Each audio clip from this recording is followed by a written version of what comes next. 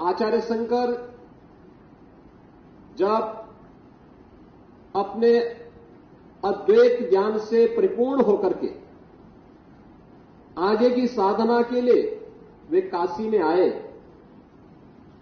तो काशी में साक्षात भगवान विश्वनाथ ने उनकी परीक्षा लेनी चाहिए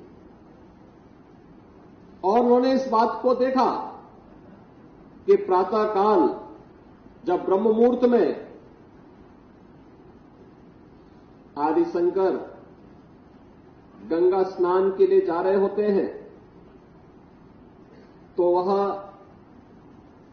सबसे अछूत कही जाने वाली एक सामान्य व्यक्ति के रूप में वह उनके मार्ग के सामने खड़े हो जाते हैं।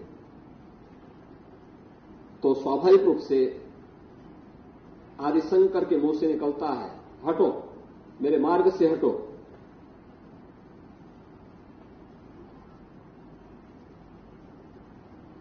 तो सामने से जो चंडाल होता है वह एक प्रश्न पूछता है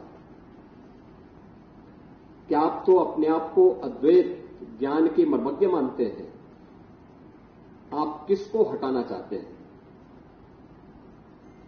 आपका ज्ञान क्या इस भौतिक काया को देख रही है, इस भौतिक काया के अंदर बसे हुए ब्रह्म को देख रही है? अगर ब्रह्म सत्य है तो जो ब्रह्म आपके अंदर है वही मेरे अंदर भी है, और इस ब्रह्म सत्य को जान करके अगर आप इस ब्रह्म को ठुकरा रहे हैं तो इसका मतलब आपका ये ज्ञान सत्य नहीं है।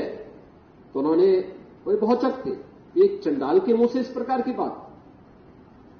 उन्होंने कहा कि आप कौन हैं, मैं जानना चाहता हूं।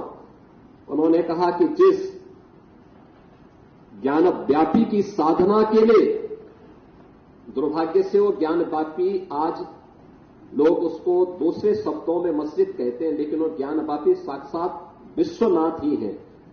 जिस ज्ञान व्यापी की उपासना के लिए आप केरल से चल करके यहां आए हैं, मैं उसका साक्षात स्वरूप विश्वनाथ हूं।